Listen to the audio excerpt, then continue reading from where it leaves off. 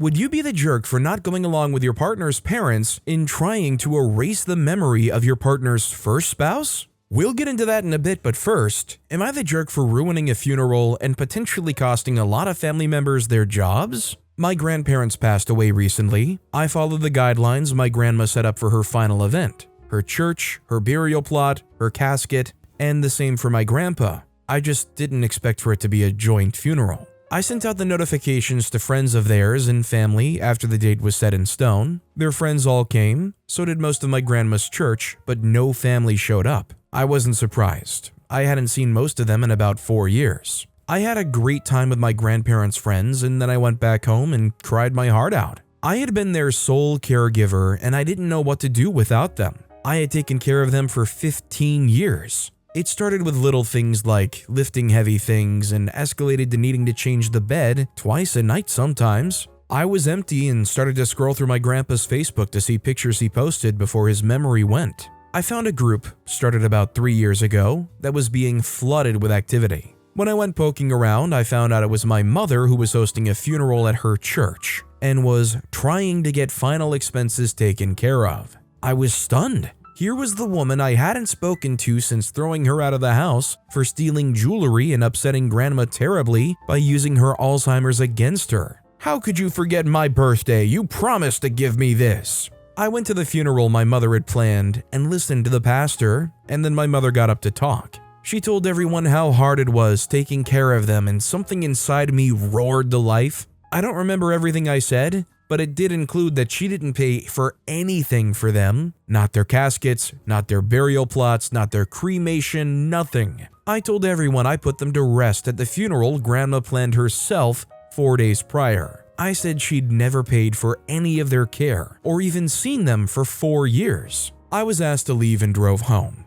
Later, a cousin asked me if what I said was true, and when I said it was and I could provide proof, they explained my mother had been taking funds from the family for years to pay for their care at a facility because they had outlived their insurance policy. They also explained I got a lot of people in trouble because somewhere in the speech, I shouted I had done it all alone for years without any help. A lot of family members used my grandparents as an excuse to get out of work and had invited their coworkers to the funeral. By hearing my outburst, they were now in trouble for lying, as for the reasons to leave work or miss days. She then went on to ask me about the inheritance and when that would be passed out. I told her that if anyone had earned the inheritance, it had already been taken care of. I thought I was in the right, but now I'm doubting myself after so many cousins and family members are calling to tell me I handled it really poorly.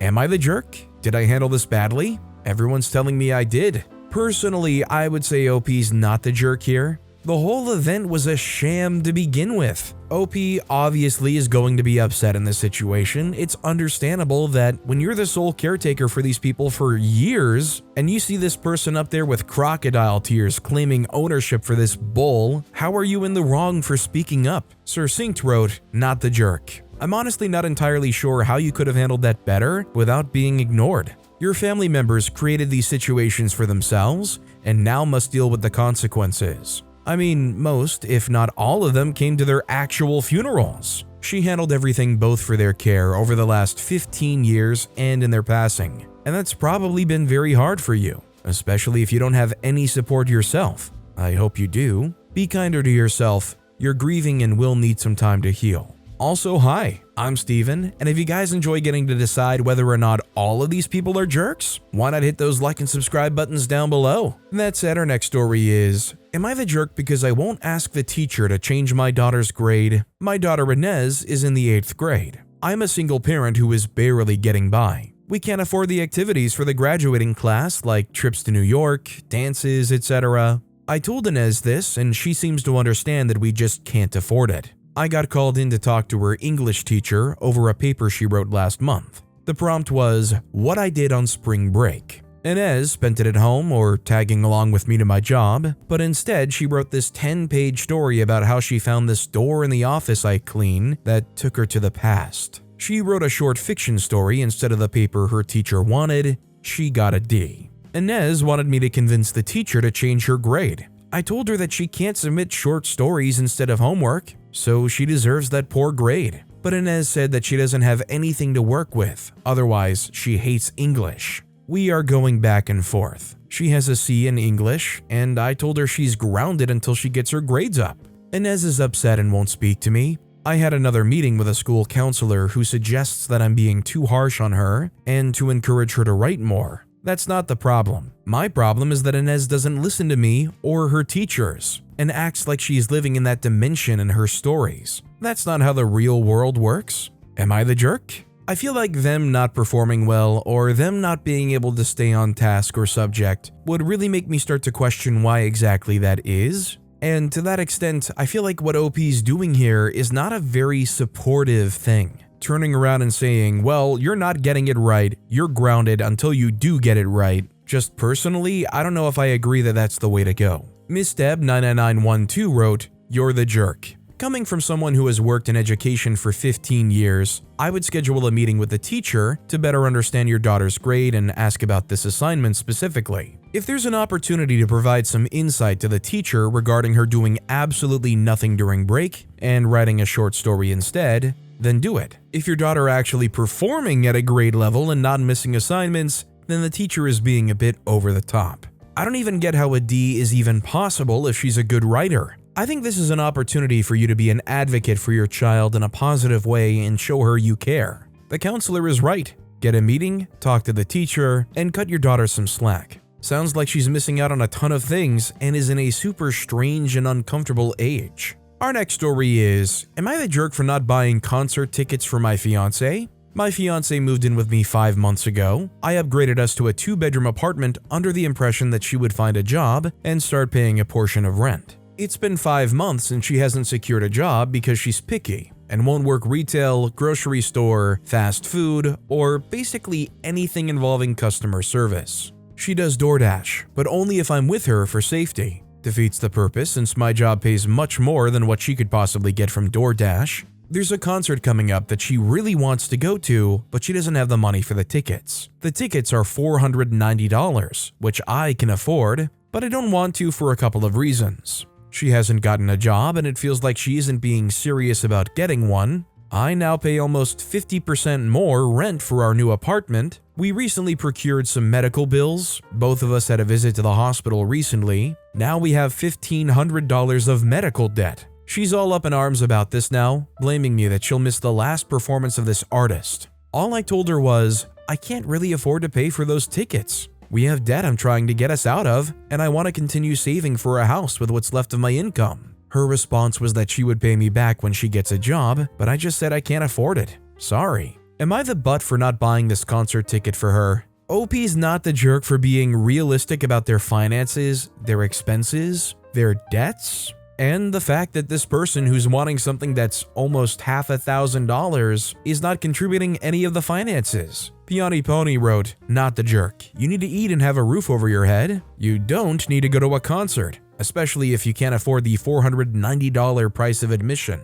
Our next story is, am I the jerk for refusing to babysit my niece while my sister goes on vacation? My sister's going on vacation for a week soon and isn't taking her 2-year-old daughter Elise with her. My sister still lives at home with me and our parents, and normally they would be the ones to look after Elise when my sister is out, but they're working the week that she'll be away during, so they aren't an option for during the day. My mother came up to me recently and asked how I would feel about looking after Elise for the week during the day until they arrive home from work, and I told her I wouldn't want to because I have no idea how to look after a toddler and I don't want to be with her for that length of time. She said that was okay and didn't mention anything about it after. She must have told my sister because she pretty much stormed into my room and asked me why I didn't want to look after Elise. I told her the same thing I told my mother, and she started trying to make me feel bad or something by asking me why I wouldn't want to spend time with my niece if I love her and stuff like that. I told her I don't care what she says because I wasn't doing it, and she said I was being selfish by not doing this after everything she's done for me, and that she's stuck for a babysitter now because of me. I just told her she should have thought about that before she decided to book a vacation,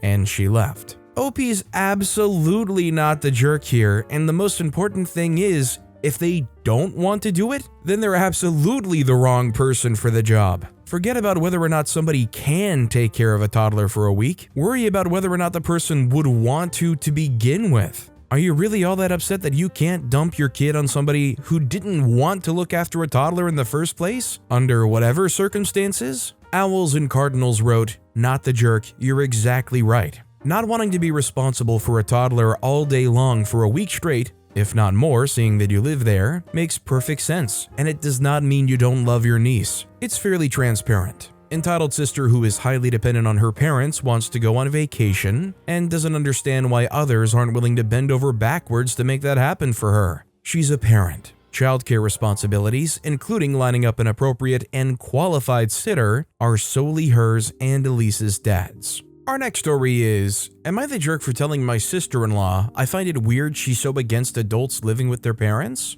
My sister-in-law has a 22-year-old daughter and a 24-year-old son. Her daughter has been struggling lately and asked if she could move back in after she finishes college. Sister-in-law was very quick to say, 'No way, never, you don't move back in with your parents after you're an adult,' and that she's definitely an adult. She asked my husband and I if we'd be okay with it, and we said sure. I told her not to feel so embarrassed and that it's not uncommon in Ireland, where I'm from, for adults to live with parents. I told her I grew up in a multi-generational home. I don't think she knew what to think about that and was surprised again to hear that I lived with my parents until I moved to the US at the ancient age of 25. My husband told her a lot of cultures are not only okay with it, but eager for kids to stay at home as long as possible, or forever, and that the push to leave as soon as you graduate high school is a very white American thing. Sister-in-law was shocked we let her daughter move in and was asking how we could be okay with it. I told her I lived with my parents until I moved here, so it wasn't a big deal to me. This sparked a conversation where she told me she found that so weird, and she never really listened when I mentioned growing up in a multi-generational home.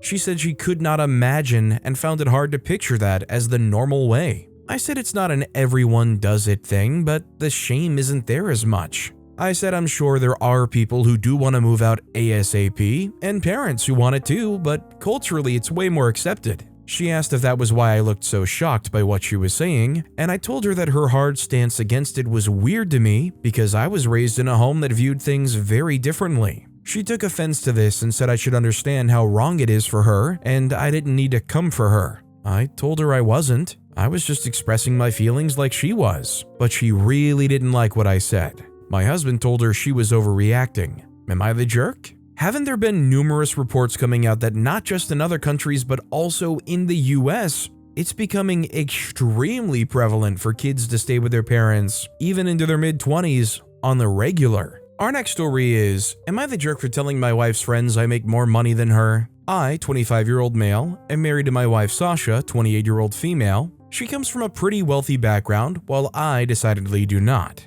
My dad left before I was born, and my mom died when I was 11. I've mostly gotten over it as much as one can get over something like that. However, I'm still sensitive on any so-called jokes on that. I graduated summa cum laude and went straight into investment banking. I met my wife when I was 23 and fresh into it, but after 3 years I earned pretty well. My wife is a lawyer. Now, I love my wife and she loves me, obviously, but her family hates me. Like, from the depths of their souls hates me. I've been called a gold digger, a lowlife, and a few more vague insults on my table manners. I went to a party with her the other day. One of those fancy schmancy things where everyone drinks champagne and complains about this, that, or the other, talking about, oh, we spent so much money on renovations. Gasp. And I got the usual mild comments from wife's family and close friends on where my wife picked me up from.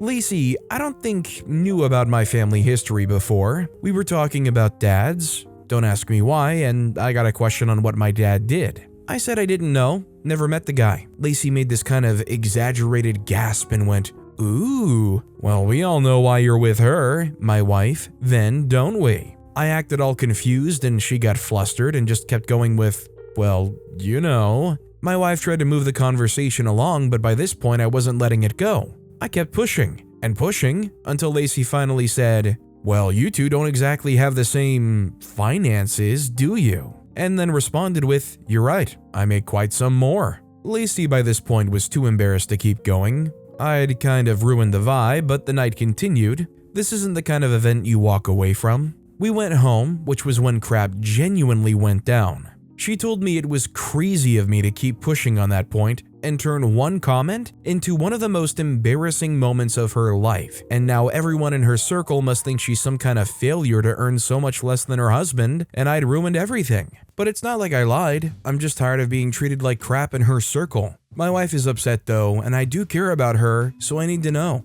am I the jerk? So she's upset that everybody must think that she depends on you so much, but she was more than fine for it to seem like you depended on her so much? I think OP's not the jerk here, and the real problem is just the circle OP's partner surrounds themselves with. Our next story is, am I the jerk for telling my parents they need to find an alternative solution for long-term care for my disabled siblings because I will not be the solution? I, 19-year-old male, have two older siblings who were both born with severe disabilities. Their disabilities are related to an inheritable gene that both my parents were carriers of, hence both of them having these disabilities. They had me, so their disabled children would have someone to take care of them when they were gone.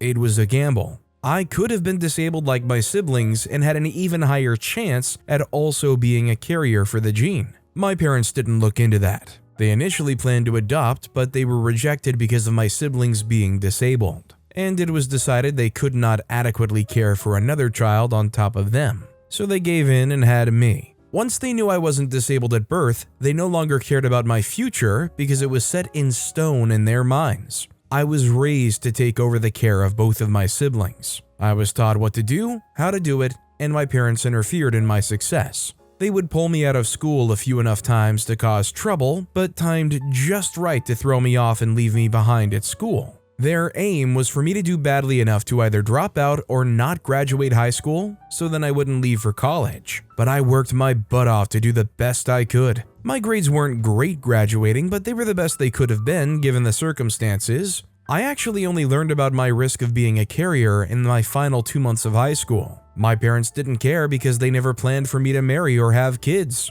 Because again, I was supposed to be a carer the rest of my life. I moved out of my parents' house after high school, and I'm in college now. My parents hate it. I'm mostly estranged and have not told them yet, but I got checked for the gene because I always wanted kids, but I knew I didn't want to risk having children with the same disabilities as my siblings. I'm not a carrier, which is rare apparently, but such a relief, but it made me more angry at my parents for not caring. They leave voicemails pretty frequently shaming me for going to college and moving away and not supporting them or my siblings. They talked about how out of practice I will be. So I decided to call them, and over the phone I told them I was not coming back and that they need to find an alternative solution for long-term care for my siblings because I won't be the solution. I won't sacrifice the rest of my life to care for them. My parents told me that was disgusting to say and I should love my siblings more than enough to care for them, especially when they are the highest risk adults.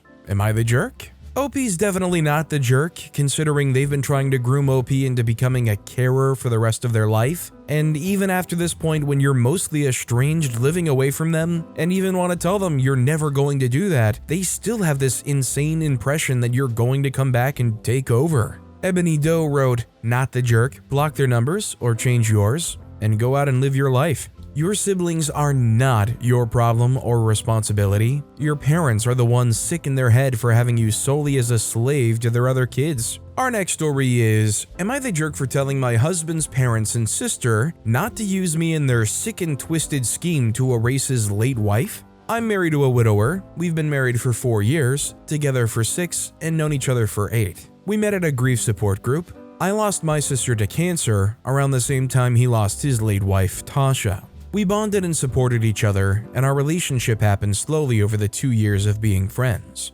One thing I've always known is his love for Tasha has never faded. He never wants it to fade. He misses her every single day. So do his children, my stepchildren. He struggled with the idea of finding someone else, not least of all because his family started pushing 13 months after his loss. In time, he wanted this himself and we fell in love, but I've always known there would be no us without his loss. I was never jealous or insecure of that. I love his love for Tasha. It tells me how amazing he is as a person. It's also good for his kids to see the love he still holds for their mom. My sister's widower remarried after 6 months and has erased my sister with their children. He stopped me having a relationship with them too, and I hate it. The kids being good with us was the most important thing to us when we became something more. The only condition they had to their support was their mom. They didn't want her to be forgotten. They didn't want my husband to stop talking about her, or for her photos to disappear from the house. Some came down, but they're still in the house, just not on the walls, and there are still photos of her around.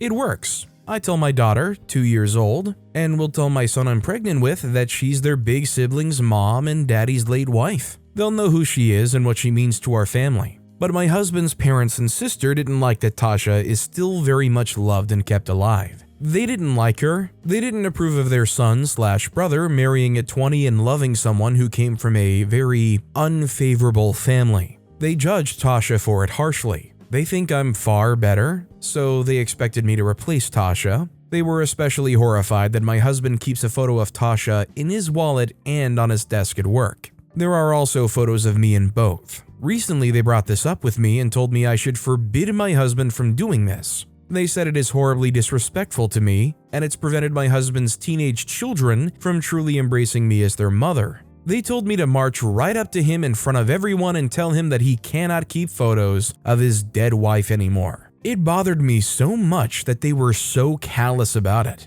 I told them not to use me in their sick and twisted scheme to erase Tasha because I wanted no part of it. They focused on the sick and twisted aspect, and they're saying I called them sick and twisted and accused me of overreacting to their support. My husband was furious with them when he heard and told them to be thankful his kids hadn't heard them. Am I the jerk though? This is one of those stories that's so obviously not the jerk that you're surprised that they're even posting this. Like, you almost think they're posting something like this just to garner some sympathy and get some extra perspective on something that they know they're obviously right about. Anybody who's trying to erase the memory of a lost loved one, whether that be your wife or your mom, those people are obviously disgusting. Greek American Dom wrote, "Not the jerk, it is sick and twisted." I would go so far to say as it ultimately shows a complete lack of love for their son. Instead of trusting him to do what is right for himself, they prefer that he conform to some freaked up standard. At best, their love is conditional. Your husband needs to have a stern talk with them in which he makes it clear that if they don't cut the crap and accept how he chooses to live and love, they will end up with a far less important role in his life. This is not a threat, but a natural outcome of the distance their actions will create. Our next story is,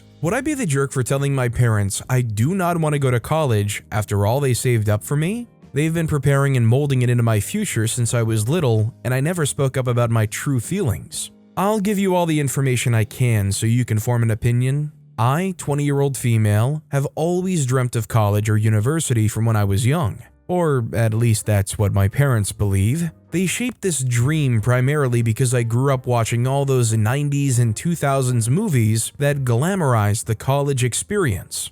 Not because I have any genuine passion for higher education or something. My parents, especially my father, who never had the chance to go to college when he was my age, have been carefully planning my academic future since before I can remember. For years, I've overheard my parents boasting to their friends about how OP is definitely going to college and detailing the prestigious programs they were certain I'd enroll in. Here's the kicker: I never expressed any interest in those plans. Heck, I never even confirmed I wanted to go to college at all. I've always been undecided, but instead of being honest, I just smiled and nodded, hoping the conversation would move on. The pressure has been immense, but I've kept my thoughts and feelings hidden, terrified of disappointing them or coming off as some unappreciative daughter. Now I'm drowning in my own head. My parents have invested so much time, effort, and money into preparing for my college education. Like, I can see the pride in their eyes when they talk about my bright future,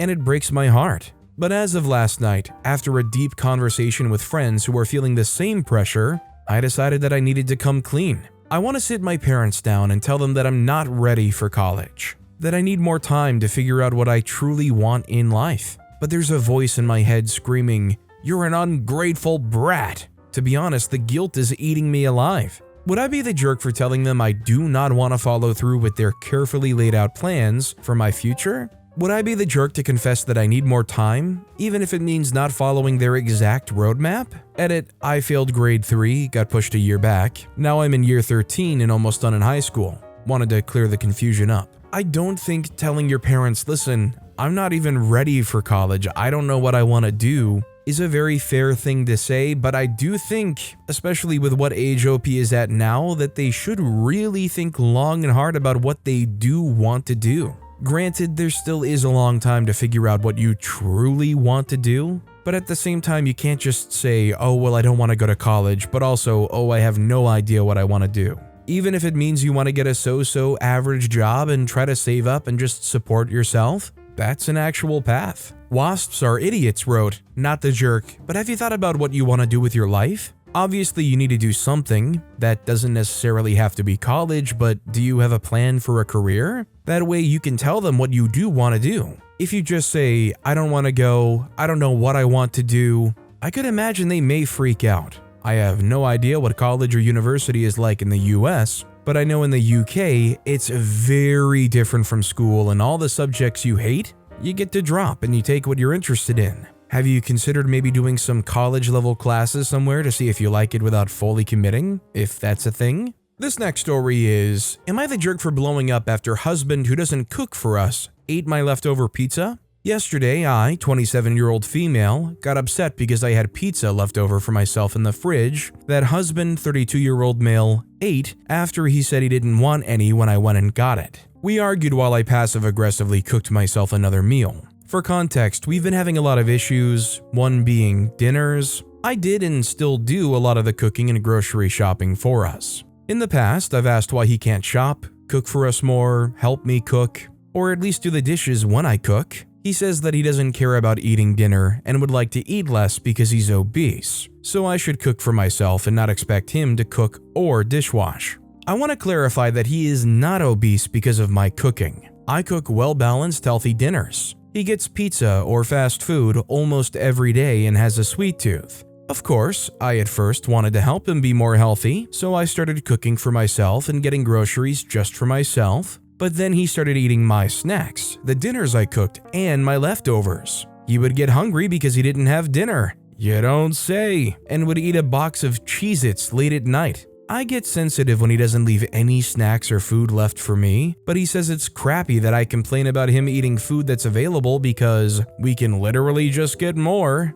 I'm pretty generous with sharing self-designated food. All I ask is that he leaves me some and ask me ahead of time. He does neither. Yesterday, I complained that not only did my leftovers disappear, but now I have to cook for myself and for the person who ate it and who doesn't pitch in. He says that I have a valid argument, that he should cook more, but apparently that argument has been watered down by me selfishly complaining that he ate my pizza because, again, we can literally get more pizza. I said the arguments are related. You should cook more or not eat my pizza when you don't cook. Am I wrong to give him crap about eating my pizza or food in general? In this context, am I the jerk? OP's 1,000,000% not the jerk, and when he says, again, we can literally get more pizza, every time he says that, you should immediately say, okay, do it. Go get the pizza right now, if we can get some more. Honestly, if I were in OP's position and somebody tried to pull that with me, I would be pressing them on that every single time. No way are you going to eat the leftovers that I'm supposed to just get for myself and then say, well, we can just get some more and then try to walk away. Quats555 wrote, not the jerk. We can get more pizza, but we don't. I do. This is a good demonstration of any relationship requiring give and take. When it comes to food, he's all take and no give. But with that being said, that's all the time we have for today. Now, if you want to hear another absolutely crazy Am I the Jerk Here story, check out that video on the left. Or if you missed my latest video, check out that video on the right. That said, I'll see you all next time with some more stories.